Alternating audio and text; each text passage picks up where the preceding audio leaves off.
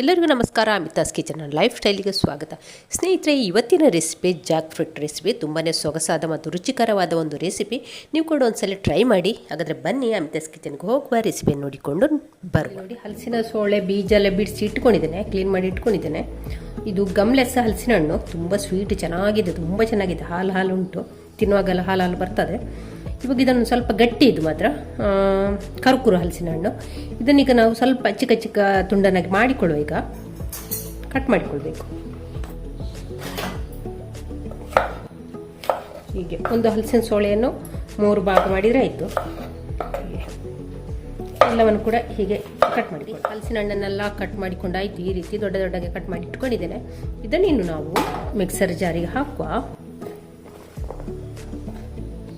ಎಲ್ಲ ಜಾಸ್ತಿ ಹಾಕೋದು ಬೇಡ, ಒಂದು ಸ್ವಲ್ಪ ಹಾಕುವ. ಅರ್ಧದಷ್ಟು ಹಾಕಿ ಇದನ್ನು ತರಿಯಾಗಿ ರುಬ್ಬಿಕೊಂಡು ಬರುವ. ಹಲಸಿನ ಹಣ್ಣನ್ನೆಲ್ಲ ರುಬ್ಬಿಕೊಂಡಾಯಿತು. ನೋಡಿ, ರುಬ್ಬಿದಂದ್ರೆ ತರಿ ಉಂಟು. ಎಲ್ಲ ಒಂದು 4 ಭಾಗ ಮಾಡಿಕೊಂಡ್ರೆ ಸಾಕು. ನೈಸ್ ಮಾಡಲಿಕ್ಕಿಲ್ಲ. ಅಂದರೆ ನಮಗೆ ದಪ್ಪ ಇದ್ರೆ ಉಂಟಲ್ಲ, ಸ್ವಲ್ಪ ಜಾಸ್ತಿ ಹೊತ್ತು ಸ್ಟವಲ್ಲಿ ಇಡಬೇಕಾಗ್ತದೆ. ಹಾಗೆ ಮತ್ತೆ ಇದು ಸ್ವಲ್ಪ ಗಟ್ಟಿ ಹಲಸುವಲ್ಲ, ಸ್ವಲ್ಪ ಮೆತ್ತಗೆ ತುಂಬ ಸಾಫ್ಟ್ ಆಗಿದ್ದ ಹಲಸಾದ್ರೆ ಚಿಕ್ಕ ಚಿಕ್ಕ ಕಟ್ ಮಾಡಿಕೊಂಡ್ರೆ ಆಯಿತು. ಗ್ರೈಂಡ್ ಮಾಡುವ ಕಡಾಯಿ ಕಾಯ್ಲಿಕ್ಕೆ ಇಟ್ಟಿದ್ದೇನೆ. ಅದಕ್ಕೊಂದು 2 ಟೀ ಸ್ಪೂನ್ ಅಷ್ಟು ತುಪ್ಪವನ್ನು ಹಾಕಿಕೊಳ್ಳುವ. ತುಪ್ಪ ಬಿಸಿ ಆಯಿತು. ಈಗ ನೋಡಿ, ಹಸಿ ಕಾಯಿಯನ್ನು ಹೀಗೆ ಚಿಕ್ಕದಾಗಿ ಕಟ್ ಮಾಡಿ ಇಟ್ಕೊಂಡಿದ್ದೇನೆ. ನಿಮ್ಮ ಹತ್ರ ಕೊಬ್ಬರಿ ಇದ್ರೆ ಕೊಬ್ಬರಿಯನ್ನು ಉಪಯೋಗಿಸಿ. ಹೀಗೆ ಚಿಕ್ಕ ಚಿಕ್ಕದಾಗಿ ಕಟ್ ಮಾಡಿ ಇಟ್ಕೊಂಡಿದ್ದೇನೆ. ಅದನ್ನೀಗ ಈ ತುಪ್ಪಕ್ಕೆ ಹಾಕಿಕೊಳ್ಳುವ. ಫ್ರೈ ಮಾಡುವ. ತೆಂಗಿನಕಾಯಿ ಹಾಕಿ 1 ನಿಮಿಷ ನಾನು ಇದನ್ನು ಫ್ರೈ ಮಾಡಿಕೊಂಡಿದ್ದೇನೆ. ಅದರ ನೀರೆಲ್ಲ ಸ್ವಲ್ಪ ಡ್ರೈ ಆಗಬೇಕು. ಆ ಹೊತ್ತಿಗೆ ನಾನಿಲ್ಲಿ ಗೇರು ಬೀಜವನ್ನು ಹಾಕ್ತಾ ಇದ್ದೇನೆ. ಗೇರು ಬೀಜವನ್ನು ಕೂಡ ಫ್ರೈ ಮಾಡಿಕೊಳ್ಳ. ಇಲ್ಲಿ ಗೇರು ಬೀಜ ಒಂದು ಸ್ವಲ್ಪ ಕೆಂಪಗಾಯಿತು. ಇವಾಗ ನಾವಿಲ್ಲಿ ದ್ರಾಕ್ಷಿಯನ್ನು ಹಾಕುವ.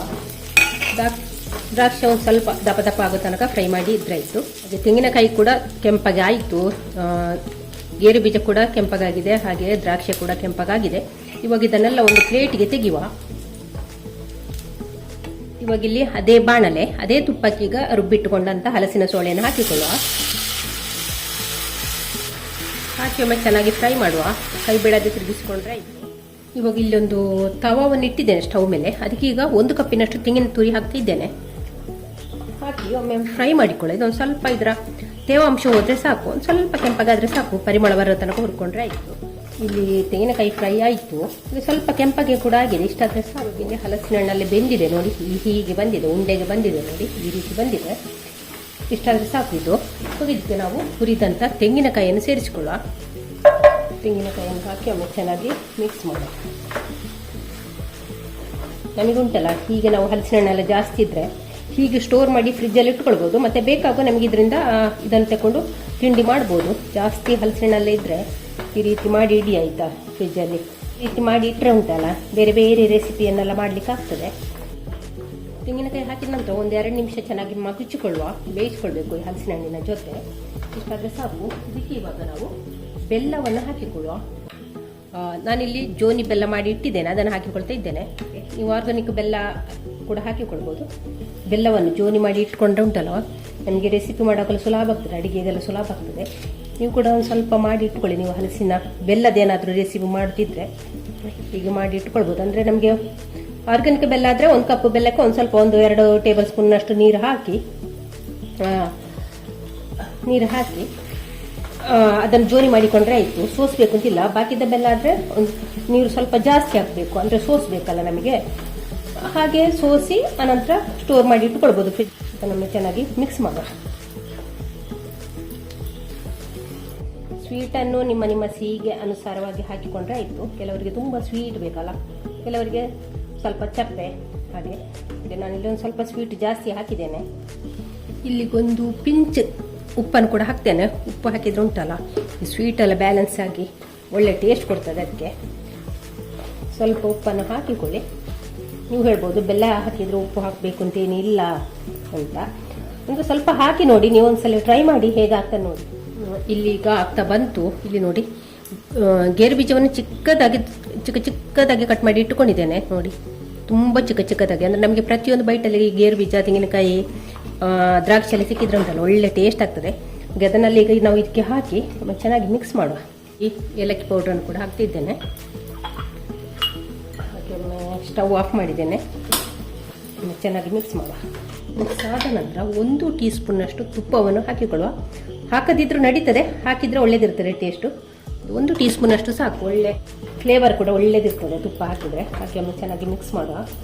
ಮತ್ತು ಇದನ್ನು ಪೂರ್ತಿ ತಣ್ಣಗಾಗಲಿಕ್ಕೆ ಬಿಡುವ.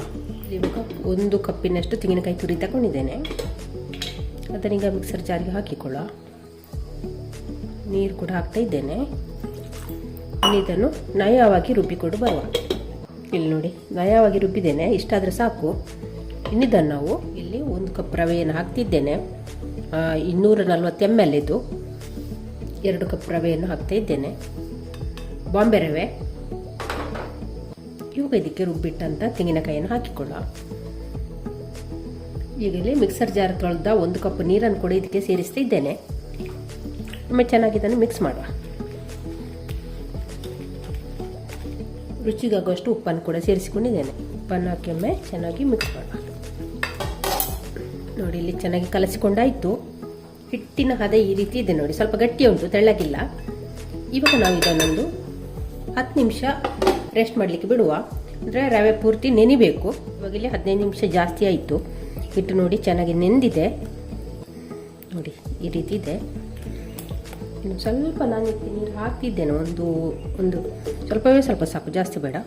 1 ಟೇಬಲ್ ಸ್ಪೂನ್ನಷ್ಟು ನೀರನ್ನು ಹಾಕ್ತಿದ್ದೇನೆ. ಇಷ್ಟು ಗಟ್ಟಿ ಬೇಡ, ಒಂದು ಸ್ವಲ್ಪ ಮೆತ್ತಗಿರಲಿ. ಇವಾಗ ಇಲ್ಲಿ ಹಿಟ್ಟು ರೆಡಿಯಾಗಿದೆ.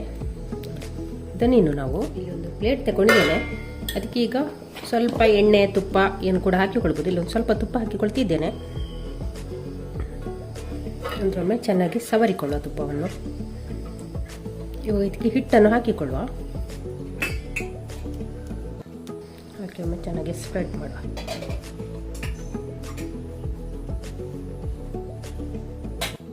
ಈ ರೀತಿ ಸ್ಪ್ರೆಡ್ ಮಾಡಿ ಇಟ್ಟಿದ್ದೇನೆ. ಸ್ಪ್ರೆಡ್ ಮಾಡುವ. ಎಲ್ಲ ಕೈಯಿಂದಲೇ ಒಂದು ಸ್ವಲ್ಪ ಅಗಲ ಮಾಡಿ ಹೀಗೆ ನಾವು ಇಟ್ಕೊಂಡ್ರೆ ಆಯಿತು. ಕೆಳಗೆ ಇಲ್ಲ ಇದ್ರೆ ನಾವು ಇದರಲ್ಲಿ ಮಾಡೋಗುಂಟಲ್ಲ, ಕೆಳಗೆ ತಾಗ್ತದೆ ಅದು ಬಟ್ಟಲಿಗೆ. ಎಲ್ಲವನ್ನು ಕೂಡ ಕೈಯಲ್ಲಿ ಒಂದು ಸ್ವಲ್ಪ ಅಗಲ ಮಾಡಿ ಇಟ್ಟು ಮತ್ತೆ ಅದನ್ನು ಲೆವೆಲ್ ಮಾಡಿಕೊಳ್ಳುವ. ನೋಡಿ, ಹಲಸಿನ ಹಣ್ಣಿನ ಹೂರಣವನ್ನೆಲ್ಲ ಹಾಕಿ ಆಯಿತು.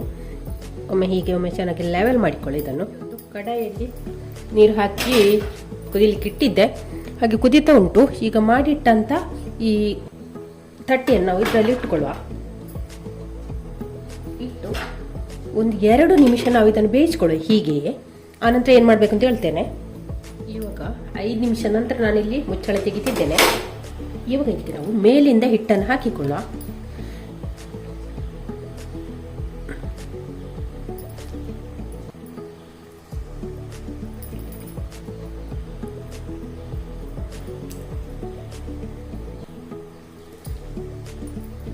ಹಾಕಿ ಒಮ್ಮೆ ಚೆನ್ನಾಗಿ ಸವರಿಕೊಳ್ಳ.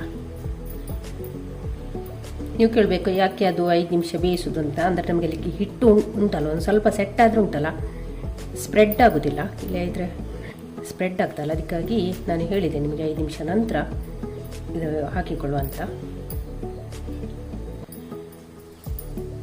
ಹಾಕಿ ಒಮ್ಮೆ ಚೆನ್ನಾಗಿ ಲೆವೆಲ್ ಮಾಡುವ. ಎಲ್ಲವನ್ನು ಸಹಿತ ಒಮ್ಮೆ ಕವರ್ ಮಾಡಿಕೊಳ್ಳ. ಸ್ನೇಹಿತರೆ, ಈಗಾಗಲೇ ನಾನು ಹಲಸಿನ ರೆಸಿಪಿ ಉಂಟಲ್ಲ, ತುಂಬ ಟೈಪಿದು ಹಾಕಿದ್ದೇನೆ. ಚೆಕ್ ಮಾಡಿ, ಪ್ಲೇ ಲಿಸ್ಟಲ್ಲಿ ಉಂಟು ಜಾಕ್ ಫ್ರೂಟ್ ರೆಸಿಪಿ ಅಂತ. ಚೆಕ್ ಮಾಡಿದರೆ ನಿಮಗೆ ಸಿಗ್ತದೆ. ಮತ್ತು ಹಲಸಿನ ಹಣ್ಣಿನ ಸೀಸನ್ ಆದ ಕಾರಣ ಎಲ್ಲರೂ ಕೂಡ ಒಂದ್ಸಲ ಟ್ರೈ ಮಾಡ್ಬೋದು. ಹಾಕಿ ಆಯಿತು ಎಲ್ಲ.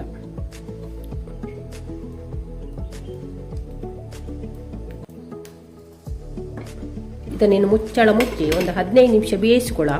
5 ನಿಮಿಷ ಆವಾಗಲೇ ಒಂದು 20 ನಿಮಿಷವೇ ಆಯಿತು. 15 ನಿಮಿಷದಲ್ಲಿ ಬೇಯ್ಬೋದು. ರವೆ ಬೇಯಲಿಕ್ಕೆ ತುಂಬ ಹೊತ್ತೇನಿಲ್ಲ ಅಲ್ಲ. ನೋಡುವ ಹೀಗೆ ಬೆಂದಿದೆ, ಬೆಂದಿದೆ ನೋಡಿ. ಚಾಕುಗೆ ಅಂಟಿಕೊಳ್ತಾ ಇಲ್ಲ ನೋಡಿ. ನಾನೀಗ ಸ್ಟವ್ ಆಫ್ ಮಾಡ್ತಾ ಇದ್ದೇನೆ. ನಾನೀಗ ನಾವು ನೋಡಿ ಈ ರೀತಿ ಬಂದಿದೆ. ಇದಿನ್ನು ತಣ್ಣಗಾಗಲಿ, ಆನಂತರ ನಾವು ಕಟ್ ಮಾಡಿಕೊಳ್ಳುವ. ನೋಡಿ, ಸೈಡ್ಸಲ್ಲಿ ಬಿಡಿಸಿಕೊಂಡಾಯಿತು. ಇವಾಗ ಇದನ್ನೊಂದು ಬಾಳೆಲೆಗೆ ಕೌಚಿ ಹಾಕಿಕೊಳ್ಳುವ. ನೋಡಿ, ಇವಾಗ ಇದನ್ನು ನಾವು ಕಟ್ ಮಾಡಿಕೊಳ್ಳುವ.